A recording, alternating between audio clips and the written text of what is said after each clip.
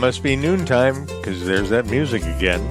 You are listening to RadioA1A.com, and this is the Florida Keys Real Estate Guys Live. Michael is out there hauling the mail today, trying to earn a living, and we always appreciate that when he does it. My name is Mark Mills, and I am one of the Florida Keys Real Estate Guys, as well as a citizen of Monroe County. Boy, sometimes I'm telling you that that kind of just gives you a whole new take on life. It really does. With us today is Chris Sante, and former mayor of Islamorada, and he's doing research at the moment. So stay with us here. We want to thank the people who make this program possible every week. Number one is, of course, Sunshine Title, Jenny and the gals at Sunshine Title for no surprise closings. The only way, trust me, from a real estate agent's standpoint, is the way you want to deal with this when you come down to the closing time, when you're actually going to own a home, or at least you and the bank will. This is the group that you want to walk you through your purchase transaction and getting the job done without any surprises. Also, we've got a new guy on board. Jim LaPointe is with Innovative Mortgages, and he is your new local lender. Jim has been down in the Keys for a few years now and set up shop, doing quite well. Housing market's going to help that out, obviously. But the most recent rates he has sent me, and this is how the guy won me over, 3.375%. That's not bad. Of course, now Sante here just kind of grumbled and huffed at that. That's a great rate. Yeah, it is a great rate. He also does VA, FHA, conventional, you name it. Jim's got it all going on.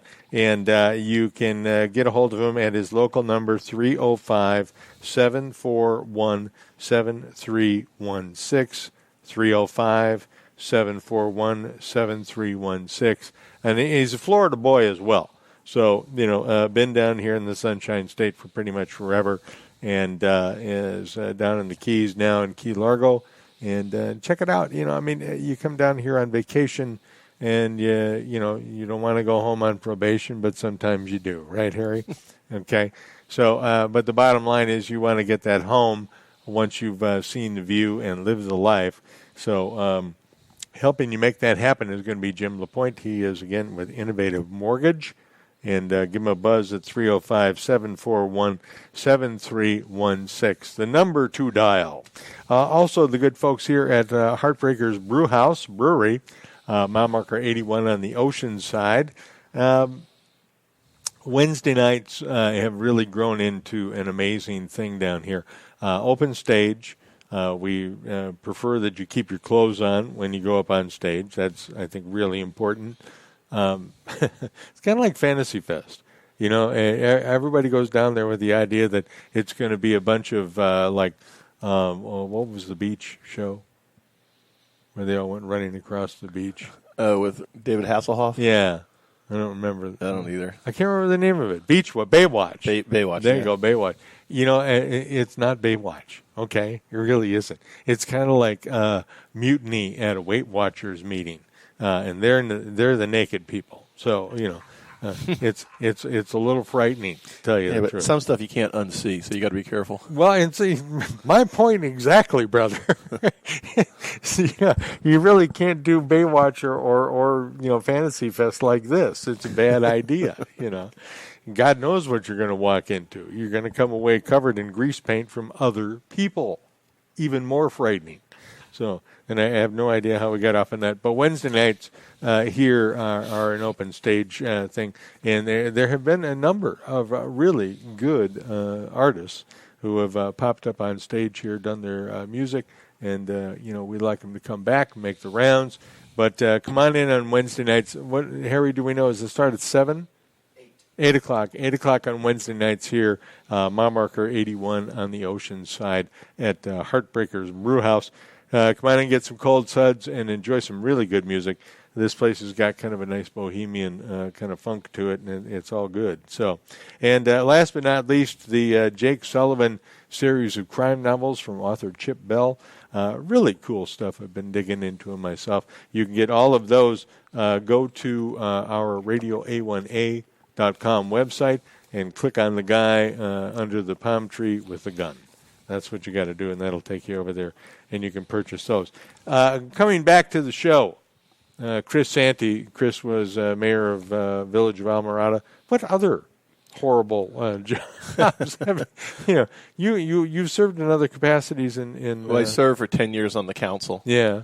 And then I was on the state appraisal board. Wow. I was on the state board for lawyers that get in trouble. You as a member, and then. Are you a lawyer?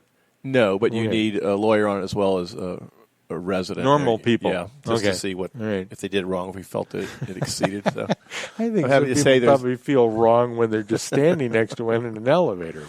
But I have lawyers in my family. So. Yeah, you know what they say. What's 100 lawyers buried 6 feet deep? Good start. Good start. That's right. Your brother knows all the lawyer family. Oh jokes. God, no, absolutely, man. Every one of them, we've heard them. So I wanted to get you on the program because obviously Chris is no longer involved in as an elected official, but is still very active within the community and within the county on a wide range of things that are going on that affect all of us: workforce housing, the fills. Yada yada. I mean, it's just going down the line. Plus, he's a number one bug killer in the Keys. That's right. So, he kind of got all the bases covered. You walked in here today and you said the fills, and I was going to ask you about traffic, so we'll get to both. But let's start off with the fills and workforce housing. Those are the two topics. Yeah. There you go. So the fills. What are the fills? Well, the locals call the fills mile marker. It's about mile marker 77 to 80. Right. It's that stretch between Robbie's and Bud and Mary's, where all those island that land is. Those were all man-made, yeah? Yeah, back when the railroad came through. Okay. The problem we've run is we're a destination resort.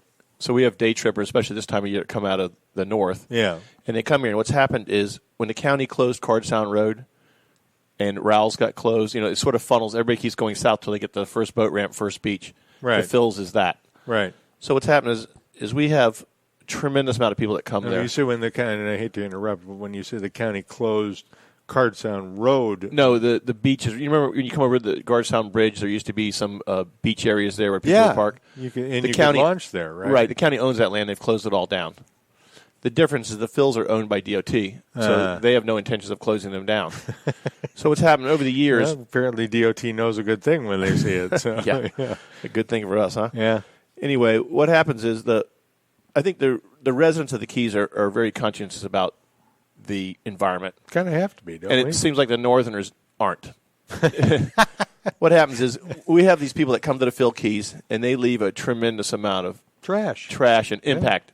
They not only, there's that website, Save the Fills. Well, but people can woo all they want about, let's go hug trees and conch shells and stuff like that. Yeah, you have to. Well, otherwise these places don't exist. We have a cleaning. The village spends $450,000 a year cleaning up the fills now. Yeah, that's a lot of money. That's all the residents pay for that because the day trippers. They don't bring anything. They bring their food, they bring their drinks, they bring their jet skis, right? And then they leave all their trash and go home, right? So what we've done is the whole time I was on the council, and it's always been a thorn in our side what to do with the fills. It finally came to a head, and the current council finally got a meeting with DOT, right? And DOT told us flat out, we're not gonna close the fills down, but we'll put you in control of it for 90 days and let you come up with some solutions. So what we came up with, when I say I see some hand wringing going on. The village council made tremendous strides. It was amazing. It's sort of like a pimple that came to a head. It's been a thorn there the whole time, and it finally. This is the guy who used to be in charge for that graphic. Thank you. Well, it is. What they've done is they come up with a layout where they're going to reduce the parking down to 4 locations only, which is going to reduce the current traffic, the parking by about 80%. So it'll only be 80% less people there. So that's a first start. At least 80% less people stopping there. Well, there won't be any place to park. Got it. And then they're going to have traffic enforcement. Okay. They're going to install some porta potties. They're going to be working in the future to improve the boat ramp. So it's going to be a little bit like a wayside rest, but that's it. You're only stopping there for a few minutes. And no, you can stay there, but once the parking spots are filled up, unless somebody leaves, you're not going to park. Okay. It's sort of like Ann's Beach in a way. When that parking lot fills up, there's no place to park. You can't stop. I think you need to put like one of those flashing signs out there that says no vacancy. Well, it's going to be tough at first because there's going to be a lot of people coming down planning on spending time there like this weekend, and we're going to wave them past and say, sorry, it's closed, it's full. Yeah. And then we're adding extra trash cans, we're adding dumpsters. It's just a tremendous volume of trash. Yeah. And we've had a couple cleanups there where people voluntarily have gone there. Barry Way was on the news. He had a toilet seat around his neck. He said it was the first thing I found when I was cleaning up the trash. Nice. People leave stuff like that, and it's just amazing. But I'm really excited about the fact that with limited parking, that's going to reduce the amount of people and the impact on the area. Well, significantly, yeah. I think it's also going to significantly improve the traffic flow because there won't be, like I said, there's going to be enough room for about 80 cars, where before, if you can imagine, there used to be... Oh, they were all over the place. Well, there was, 1,000 of them. Yeah. So it's a tremendous improvement. Okay. So we're anxious to see that go into effect. This will be our first weekend here. We're putting big concrete barriers out. So that's going on now. Starting right now. So at the beginning of the 4th of July weekend, a lot of people who were thinking, hey, I'm going to drive down there by, with the tea table and, swing over and we'll just park and we'll spend the day. Well, it's just... Nah. I mean, you go on the website on Facebook. Mike Foster has he's links into that. I don't know what it's called, something Save the Fills or Protect Our Fills. I'm not familiar off the top of my head what the name of it is, but you see these photos and it's just, to me, it's disgusting the amount of abuse. Oh, it's horrifying. The amount of trash they leave is phenomenal. It's in a typical weekend. If you're rolling north, or south, either way, but if you go through the fills and any of the dumpster or trash cans that are out there. It's overflowing and it's all around it, and it's like you didn't even get close. It's a drunk guy in the head. They empty them twice a day. That's how much trash they bring. Really? Yeah. That's that island is serviced twice a day for trash during the holiday weekends. Really? Yep. And even then, they leave trash tied in bags to the trees. They defecate everywhere, and it's just it's unbelievable. It's a shame. I mean, they have no respect for our backyard. Well, yeah, pretty much. I'd like to have them come over to my backyard and try that crap. Well, that's kind of the way we feel. Yeah. So I'm excited that small dog for a reason. He bites up. Yeah. He's ferocious. 25 pounds of them? Oh, actually, about 16, 17 pounds, and it's a her, so you assume your junk is in jeopardy.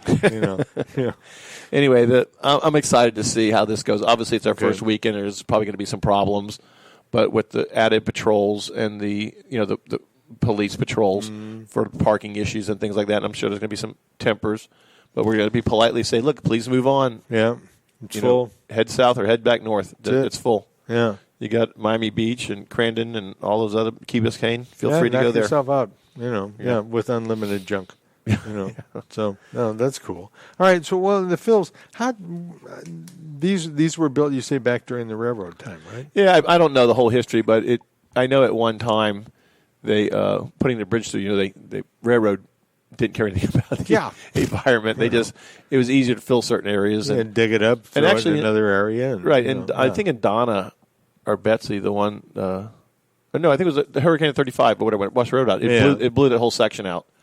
That was one of the, I saw at the museum, at the Islander. There's some pretty cool pictures there, isn't there? Yeah. There's some areas that were washed out. And even now, the last couple of hurricanes, if you know it's on the ocean side, where the sea oats are, it used to be sea oats beach, used to be large. Right. But when I was a kid, it went out pretty far. Now it's all the way up to the edge of the road almost. Pretty close. So it's been slowly eroding and moving around, so.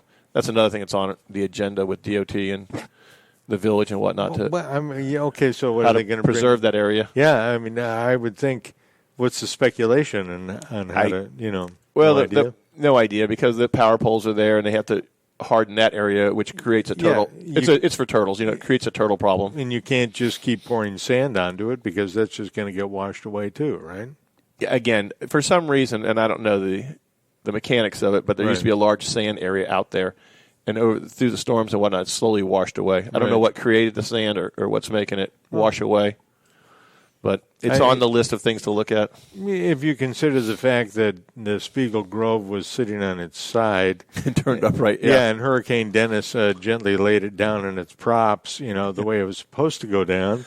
Yeah, and that's what 125 feet underwater. Yeah, and what 90,000 tons or something like that. So I'm guessing the force of the sea is pretty adequate.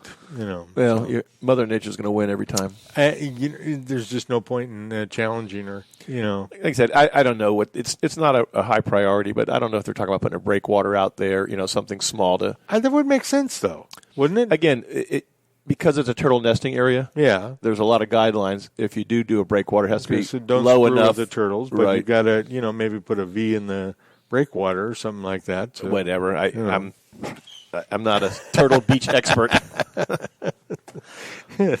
Well, nor are the Turtle Beach experts that exist either. Right. So, it's a land of many variables. So, you know what? I think we're at a good spot in the program here. We're at 16 minutes after the hour. We're talking with Chris Sante, the former mayor of the Village of Islamorada. You are watching and listening to the Florida Keys Real Estate Guys. Mark Mills on duty here today. Please like us on Facebook. We will be back in a couple of minutes. Stay with us.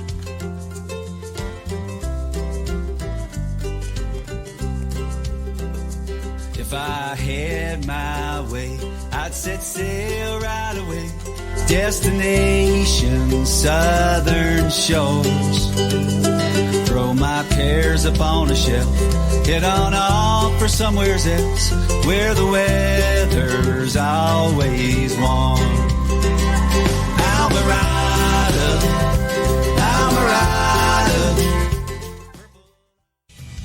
This is author Sammy Mays. May I recommend the Jake Sullivan series of novels by author Chip Bell. He's Jake Sullivan and he's on the run.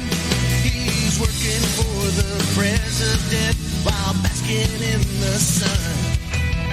If you enjoy reading, you need to read Chip Bell's latest novel, We Are the People Our Parents Warned Us About. Read and collect all 13 books in the Jake Sullivan series at chipbellauthor.com. The Jake Sullivan series has been awarded Mayor Gonzo May's 5 Parrots and a Palm Tree for literary excellence.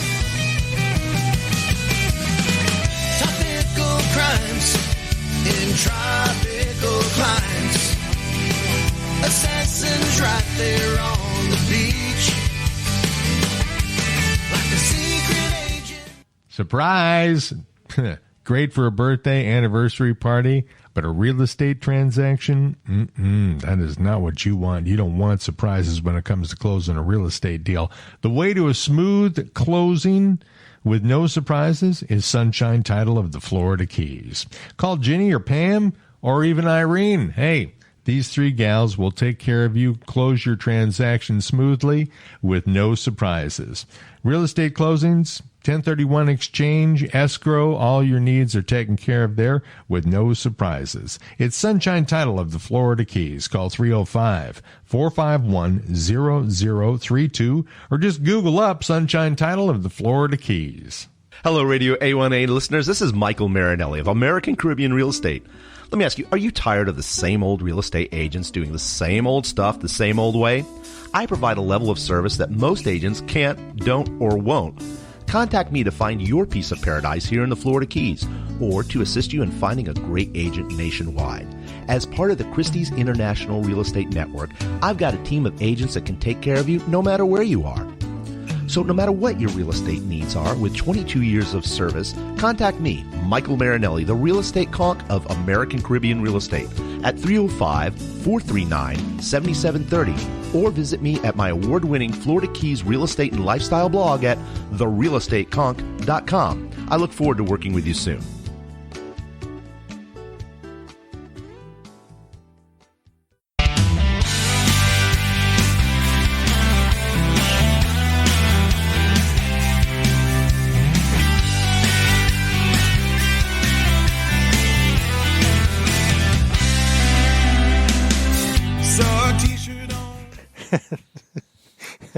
I love this guy over here. It's too bad you can't see him on camera.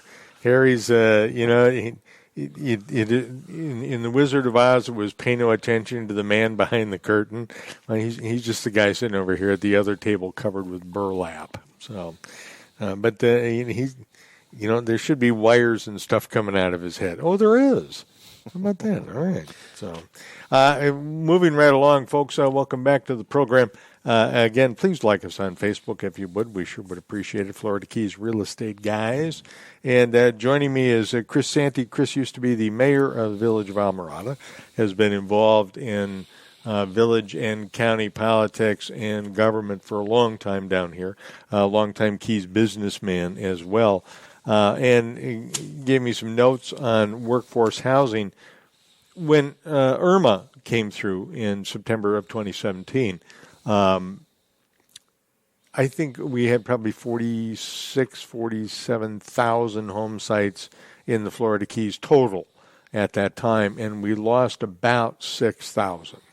Those are the roughest numbers I've seen. Yeah. But, and that's, face it, folks, you lose 12% of your housing, in about a 72-hour period.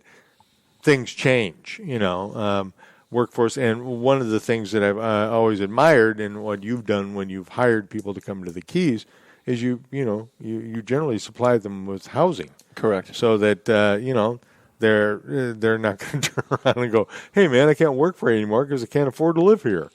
Well, that's always the problem. It's a huge problem. The storm, when it came through here, obviously it affected the trailer parks the most because that's storm surge, wind, whatever. That's the weakest housing there is. Right. So it was destroyed. Right. I mean, it affected us enough in Islamorada that Island Christian had to close their school down because they couldn't get enough enrollment. Which, if you drive by Island Christian, when you see it up off, in the day, I mean that's a fairly isolated, looks like strong building, but the areas around it. Well, it's not so much the school is fine. Right. What happened is the residents, the students, they ended up moving out. Their parents moved out, whatever. Yeah. And then the Lower Keys, of course, was hit even harder. Oh yeah. And then we lost a lot of large trailer parks that were on the ocean side. They're slowly coming back online. Right. But again, it's just. Well, we also have legislation here in the Keys that don't allow trailers to be replaced with trailers. You're talking mobile homes. These were RV parks. Right. The ones the across from the Founders Park. Right. You had several large parks there. You had San Pedro. Right. And then Seabreeze was next to it. Right. Those were RV parks. Yeah, I'm trying to think how many there was. There was over 100 in just that one park. It's a lot. When you think about it, folks, if there are 100 homes wherever you live, there's probably 150 between two parks right in that area. There's 300 people minimum. When you think about it, probably more, closer to 450 or 500. Well, it's just those two parks, but I mean, you multiply it out through the entire Keys. Anybody who had a structure, it's like Mexico City. They showed that one house that was built to Key standards, survived, and everything else got wiped away. Well, if you look at the old photos, those were old trailers and old style homes that weren't designed. Right. Same thing happens here. Mexico Beach is what you're talking about. Mexico Beach. I'm sorry. Yeah. Sure. And then what's happening here is the trailer park has submitted plans. They're starting the rebuild. Right. They have a new plan, and they bought the property in between the two trailer parks. So they own that large strip, and they're going to redevelop it nicely. Okay. And again, I'm not involved with that, but I saw it before I left the council. Talking about using the tiny houses, right? No, they're allowed to put back, I believe, 70 RV sites. And again, I'm guessing here. I'm not guessing. I'm trying to remember because I'm no longer on the council, and I don't have access to that information. But I believe it's 70 RV sites and 30 mobile home sites. Which is essentially concrete pad with water and electric. All right, no, it's just water and electric and sewer. Yeah. And again, what people do is they actually live in RVs down here because it's cheaper. Sure. And a lot of the up in Key Largo Riptide, they went and installed park models in there, which are considered RVs, but they're a little more substantial, and they can actually hold up to a little better to hurricane forces. Winds, right, water. So they've converted quite a few of their units, and it's turned out nicely. Good. I think they're $80,000 or $90,000, but you have something that you have a chance of surviving in.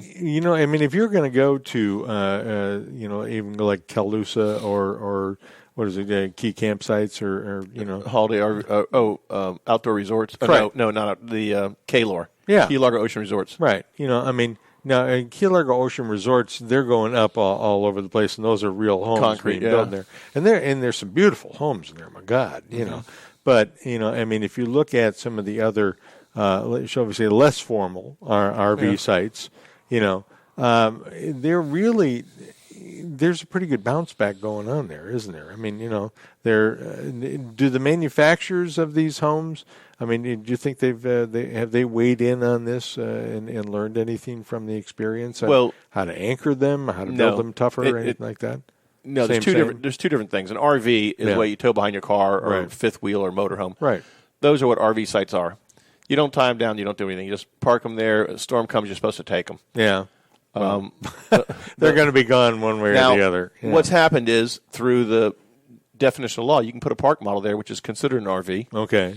And you can tie it down, which is what FEMA did when they came and rented all these sites. They rented some sites from me. Right. And they brought in some trailers and tied them down. And then when they finished, they untied them and took them with them. Okay. So that's the last thing the village was talking about, was allowing RVs to be tied down so you could use these park models. In the event of a storm, you just leave your park model, but since it's a little more resistant, built a little bit better, you can buy them. You know the bungalows where they just had that big fire? Right. The bungalows is all park models. Right. The gentleman who built that, the guy who owned Chica and sold it, right, Jim, he tied them all down. They're all secure. They look like little houses in there. Right. And they're probably going to do very well in the event of a storm. It's just a matter of when you went farther south, or even here, if you remember the Sea Breeze was, and I have a trailer park. Right. I got trailers in there from the 60s and 70s that are still there. And as long as it's almost hard to believe, isn't it, sometimes? Well, I'm not going to kick them out. Of course not. But, no, but I'm saying, not implying that at all. Right. But I mean, if they, at some point, their home's going to reach a point where it has to be removed. Well, you'd think and then so. they put something newer in there, or if a storm comes, it's obviously going to wipe them out, and then I'll be like everybody else, have to start over. Yeah, I remember living at Silver Shores, though. And I mean, lots of people look at that and they go, oh, trailers. But, I defy that. Go there, and a number of people have obviously replaced homes that were severely damaged with modulars. And same principle. Modulars have stood up pretty well. Well, modulars are considered homes. They're not trailers anymore. They're considered a full pieces, Category 5 home. Bang, bolt them together. That's it. But there are some single wides in there that are by the highway, remarkable. I mean, they're in beautiful condition. Lots of them been gutted a number of times and rebuilt on the inside. Very quaint, very nice looking on the outside. Put a Florida room on there. You double the size of it with a screened porch area. It's beautiful. I mean, there are a lot of creative ways that people bounce back from this kind of stuff. Unfortunately, what happens is the trailer parks were the bar backs, the labor. There was, and a lot of them. I mean, we had a lot of nice people that came into our park after the storm. But the bottom line is, it's the cheapest way to live down here. Well, and it's transient housing. From there, you try to move up. Right. Some of the people that were in our park bought houses and things like that. Some moved to Homestead and commute down here to work. Sure. And it's just it's you do what it takes to survive. Yeah. And that's really the bottom line. And once that park gets back up and running, I'm sure they're going to have a lot of people coming in there renting them that want to live here full time. Now you stated earlier that you own a couple of RV parks, correct? Right. Now, how are they in coming back for you? I mean, I was fortunate. One was on Bayside, so it received very little damage. That one was just a matter of location, right? It was just a matter of trees and a roof, some things like that. Right. And then the other one we had, everybody left like they were supposed to. Yeah. So the only thing damaged there was the seawall, and the marina part of it was destroyed. Okay. Still waiting for a DEP permit. It's only been 2 years, but any day now, I'm sure I'm going to get out of DEP. Then I got to go to Army Corps, then Monroe County, then FWC, then who knows? Which. Nice segue, by the way. Yeah. Thank you. I'm trying not to be irritated, but I need 2 years to get a replacement permit. Well, it's insane.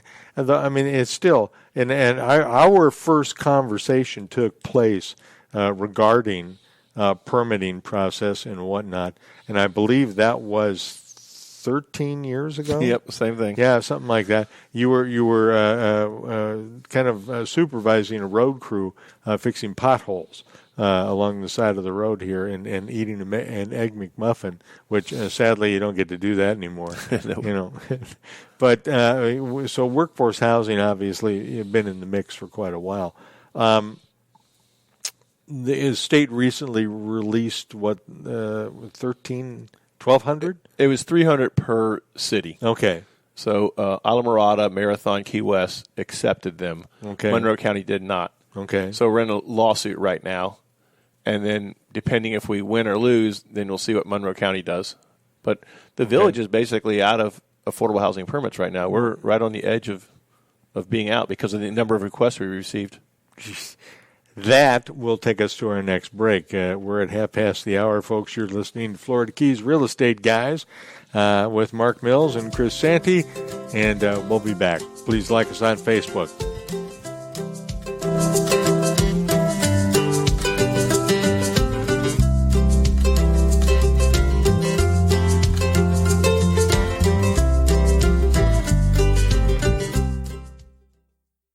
Surprise! Great for a birthday, anniversary party, but a real estate transaction? That is not what you want. You don't want surprises when it comes to closing a real estate deal. The way to a smooth closing with no surprises is Sunshine Title of the Florida Keys. Call Ginny or Pam or even Irene. Hey, these three gals will take care of you. Close your transaction smoothly with no surprises.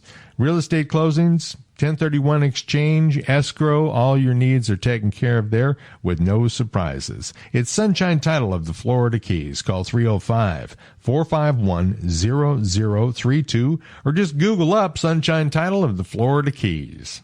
Hello, this is Michael Marinelli of American Caribbean Real Estate with your Real Estate Comp featured property. Today, spotlighting 125 Venetian Drive in Islamorada. Here, you can enjoy the phenomenal Islamorada lifestyle in this just-built waterfront home. Everything's new. 3 bedrooms upstairs and a separate guest suite downstairs. Exceptional features include stunning granite kitchen, veranda, sumptuous master bath, and a homeowner's park with its rare sandy beach. This is your bucket list opportunity. For more information on this home and other power buys, contact me at 305-439-7730 and visit my award-winning Florida Keys lifestyle blog at therealestatecomp.com.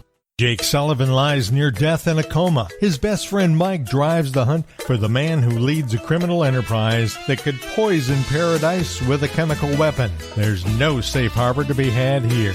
Cuban Crime of Passion is the latest in the Jake Sullivan series from author Chip Bell. Available now, Cuban Crime of Passion. Check out RadioA1A.com. Click on the guy under the palm tree with the gun. Cartel in Key West, corrupt politicians. Monroe County Bail Bonds is a local family-owned and operated bail bonding agency in the Florida Keys. Fully licensed and serving residents and visitors for over 20 years. 3-day getaway down in the Florida Keys. This time Duval Street got the best of me. I argued with the cop. He said I was speeding, and I really ran out of luck. When my girlfriend leaned over and whispered real loud, he's stubborn when he's drunk. I came here on vacation. I'm going home on probation. That's right. There's always an agent on call 24/7 at Monroe County Bail Bonds. Call us when you need us with 2 locations. Tavernier at 305-852-3268 or Key West at 305-296-7724 or go to FloridaKeysBail.com. Going home on probation. This is your Key West Honorary Mayor Gonzo Mays, and you're listening to Radio A1A, music for the road to paradise. So damn the carnations, full speed ahead.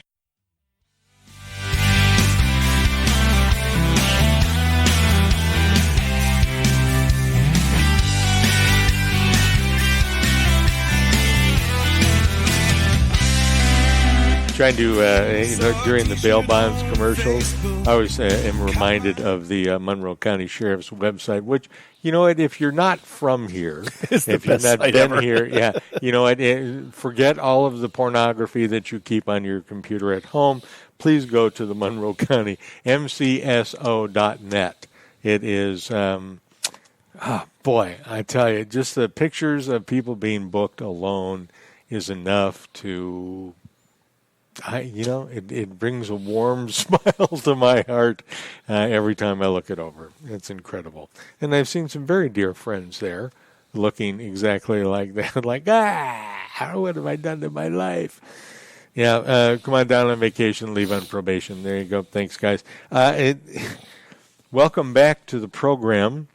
we have an interesting kind of predicament down here. We have 36 affordable housing units available. Permits left until 2023. These are state. There'll be none left in 20. In other words, that's the cutoff of all permits. Period.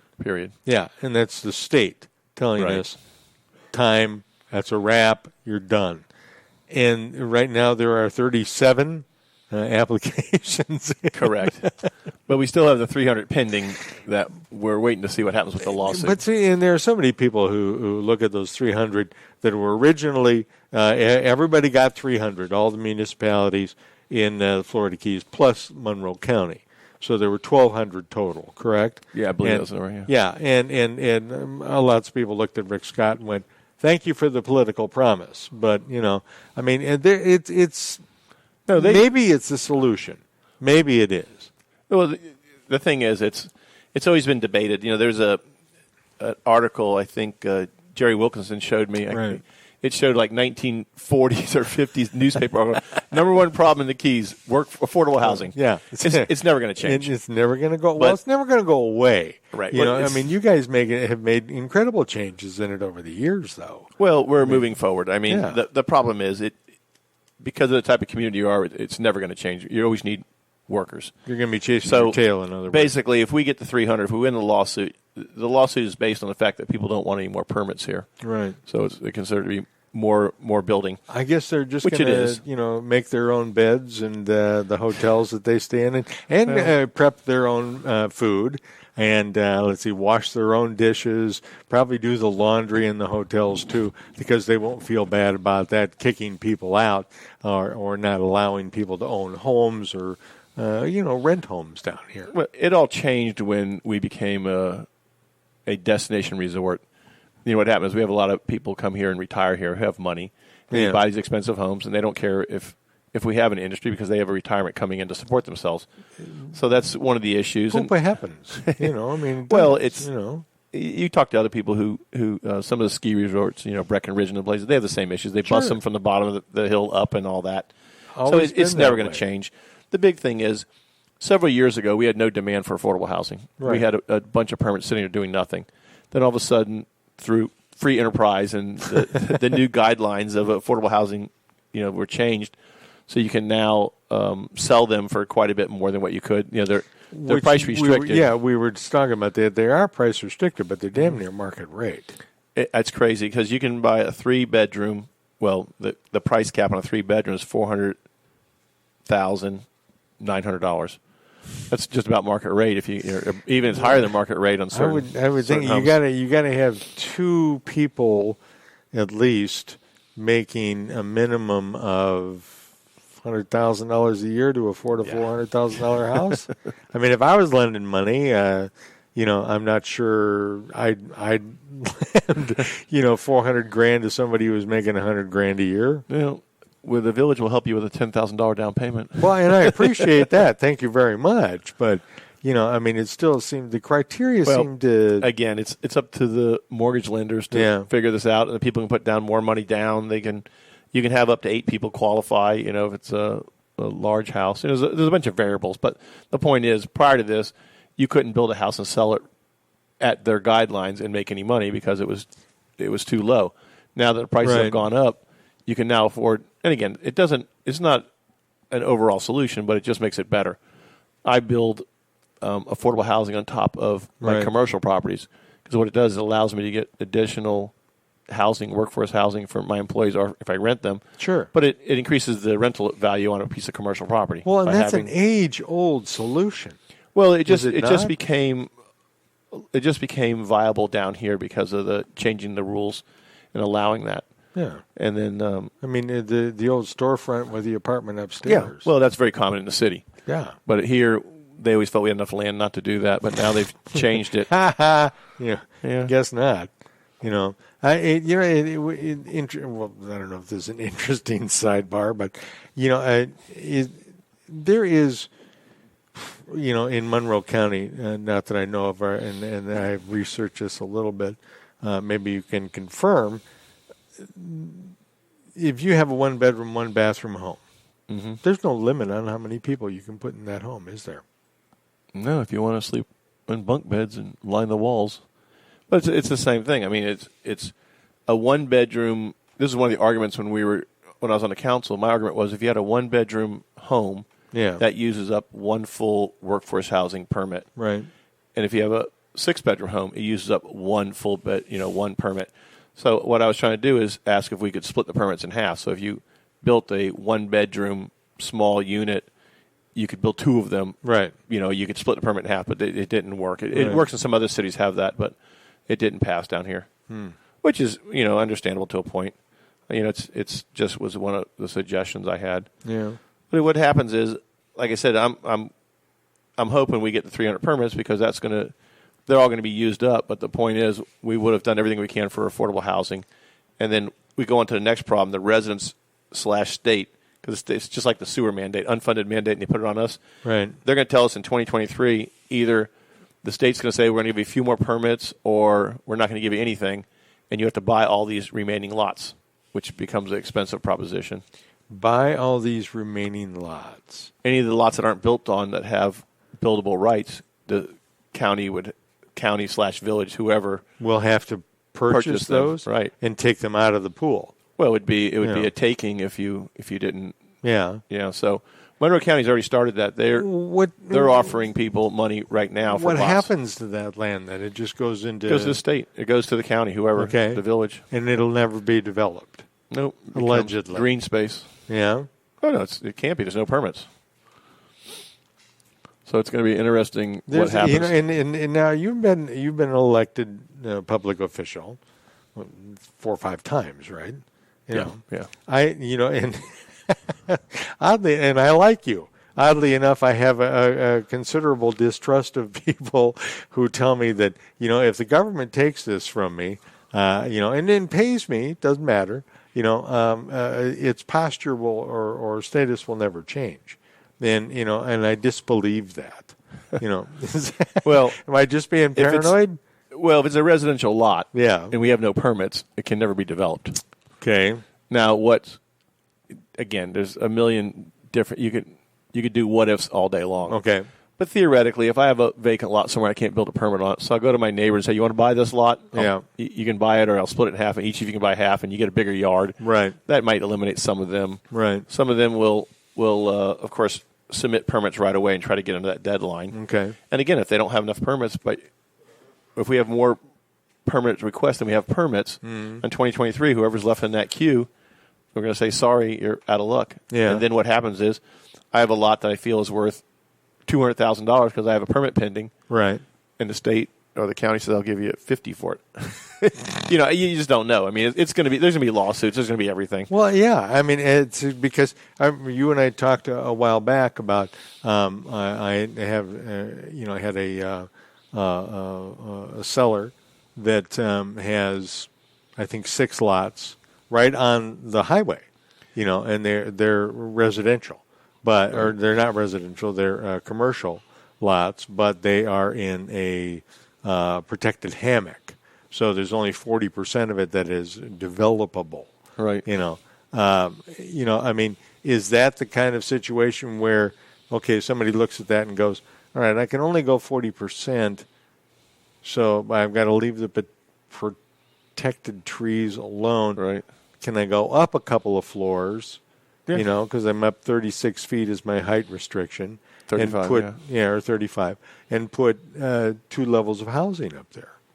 You can, yeah. Well, okay, going back, if it's commercial property, depending on how many commercial square feet you have left, it may go past 2023. You don't know. Okay. Because the village and the county has a number of commercial square footage available. Right. And as it gets drawn out, you can keep building until it's empty. Okay. Now, if you build that commercial building, there may not be any housing to put on top because there's no permits. So you can go up 2 floors of commercial. You can go up 30 floors if you want. It doesn't matter. Doesn't matter, right? Ain't gonna be nobody living there. But again, if it's commercial, you have a chance of developing it.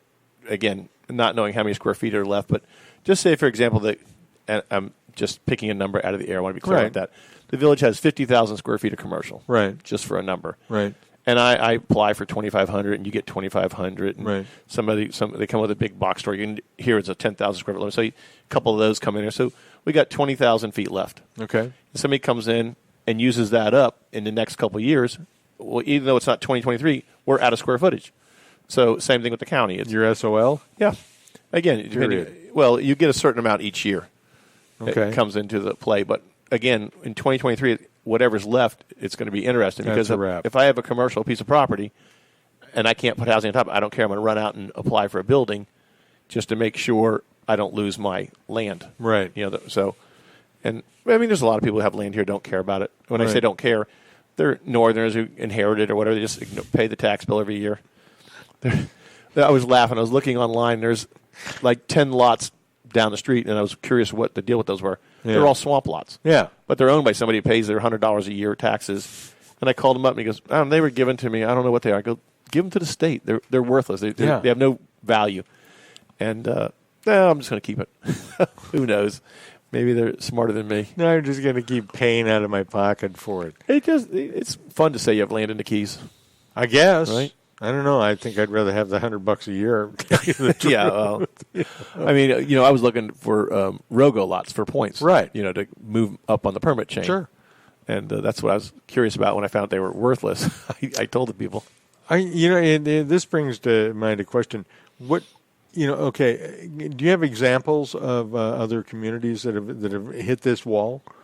Well, not really, but what we have is Block Island has something which I'm still speaking to the village attorney about and trying to... Block Island? Yeah. Where's that? It's like off of the coast of, Boston, up there. It's an island. It's a very restricted island. If you don't have a house there...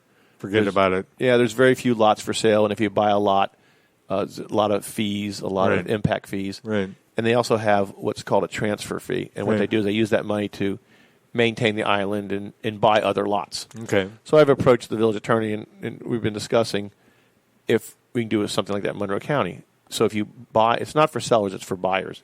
If you buy in here, you pay a fee. Now, currently, we have dock stamps and intangible tax that go, and part of that money goes to the state. It's supposed to be to buy lands. Right. But of course, we never see it.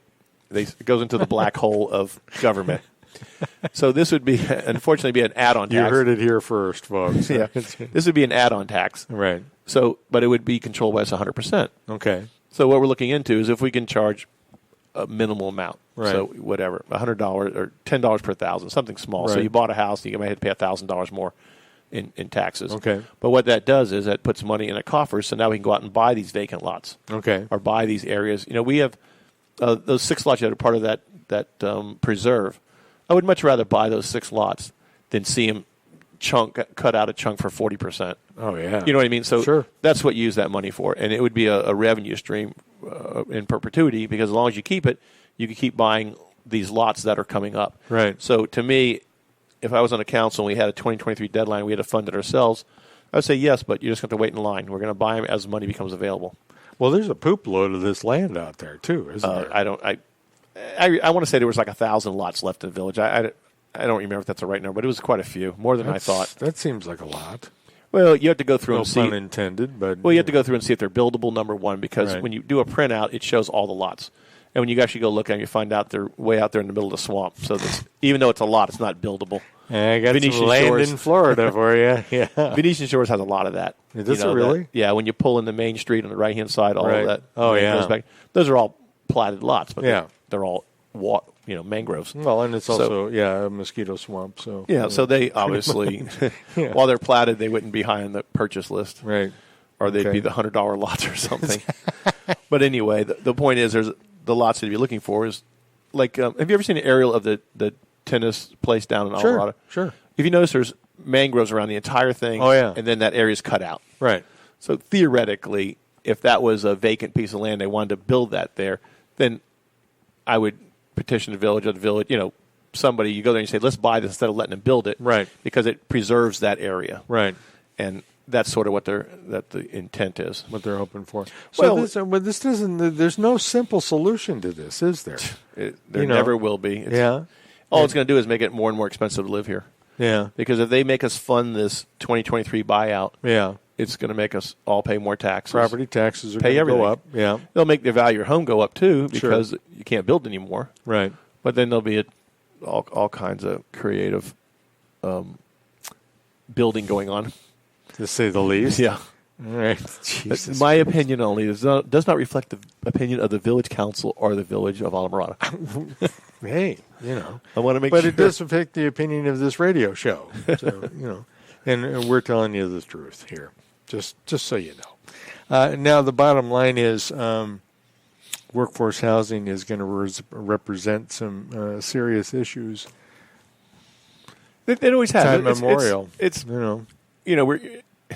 I mean, do you see we're beating a dead horse? Yeah, but okay? do you see a return to the not subterranean, but the ground level below? Well, we have that now. Yeah, I mean, it's always going to exist. Yeah, because two reasons. One is people are desperate for a place to live. Sure. And you always have a friend. You say you can move into the bedroom, and then after he lives there for a little while, you say, "Let me just cut a door in the wall here, so you can come and go without bothering me." Right.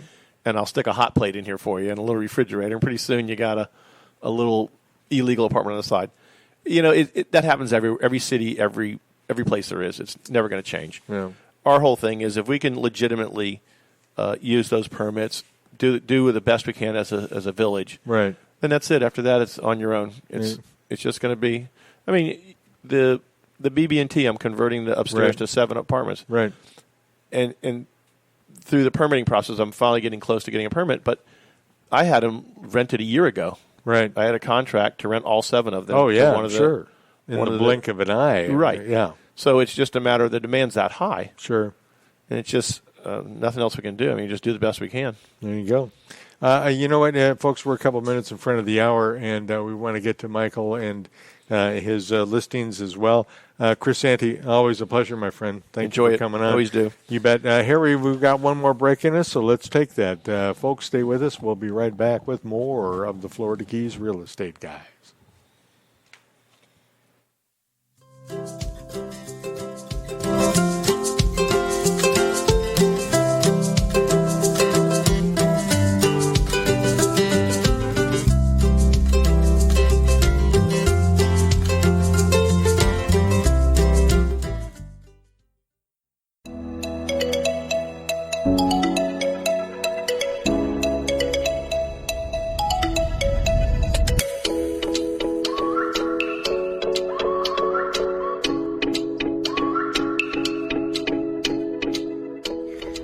Is a chain of islands known for its crystal blue waters, famous for sports fishing, world-class diving, and its laid-back atmosphere.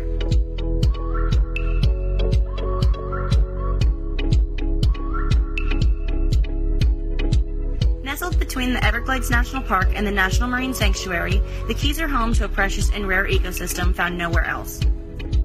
Here you will also find world-class dining featuring fresh from the dock seafood, as well as other chef-prepared culinary favorites.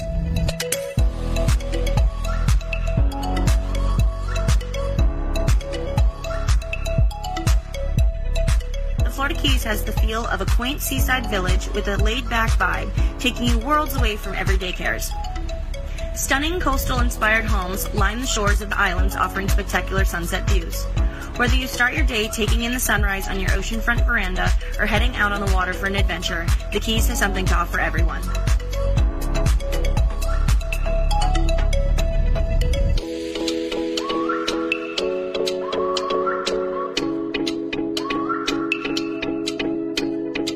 American Caribbean Real Estate, your Christie's International Real Estate Brokerage, knows that our island lifestyle is just as important as the home, and we are prepared to match you to the right property to fit your lifestyle. As the local Christie's International Real Estate affiliate, we have the powerful backing of the network, including 1,300 offices worldwide, and the only real estate company owned by a premier auction house. This, added to our local market expertise, makes American Caribbean Real Estate the right agency to assist you in finding your piece of paradise in the Florida Keys. Hey, Radio A1A listeners, this is Michael Marinelli, the Real Estate Conch, wishing you tropical vibes.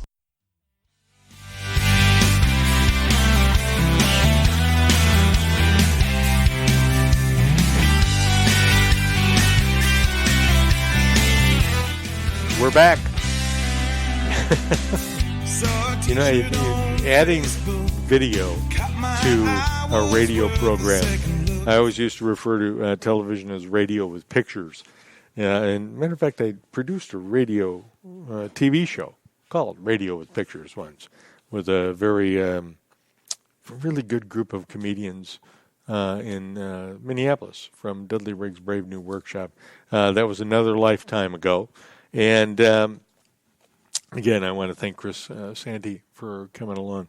This affordable housing thing, folks, is something near and dear to my heart because I was a homeowner down here for a long time, and I did very well owning homes in the Florida Keys. I'm very comfortable with that idea. However, now that when you switch over to renting down here, it represents a completely different set of circumstances and issues. And you know what? You can't sling mud at the landlords because they're in a situation where the tides have finally turned, and they're able to charge more for their rental properties. So, you can't, this is America. You can't take away a man's ability to earn a profit, or a woman's, for that matter, ability to earn a profit. So it's kind of the way things are working out. But you know what? As always, we need to be helpful, and we need to look for those solutions. So with that, I want to thank the ladies at Sunshine Title. As always, no surprise closings. They're the best that there is. Jim LaPointe, our new local lender here in the Florida Keys. Great guy, there to serve. 3.375. VA, FHA, conventional, you name it. He's the lender that you want to get in touch with, and that is 305-741-7316. Harry's not waving at me for time yet, so I know I'm good. Again, Heartbreakers Brewery, where we do the show. New set, you like that? Huh? It's kind of cool. Better than the empty bar stools or just Dewey sitting on a bar stool.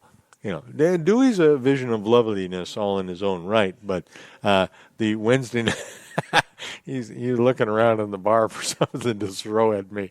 Wednesday nights, you want to be down here, 8 o'clock for live sessions on Wednesday nights. It's a great time to see some really, really wonderful local talent and some people who come from out of town who, got an axe to grind and a gig and a guitar to play. So, and last but not least, of course, the crime novels of Jake Sullivan, authored by Chip Bell. We really enjoy reading his stuff.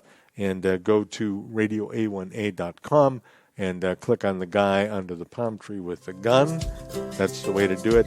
That does it for another episode of the Florida Keys Real Estate Guys Live. I'm Mark Mills. Thank you so much. We'll see you next Monday.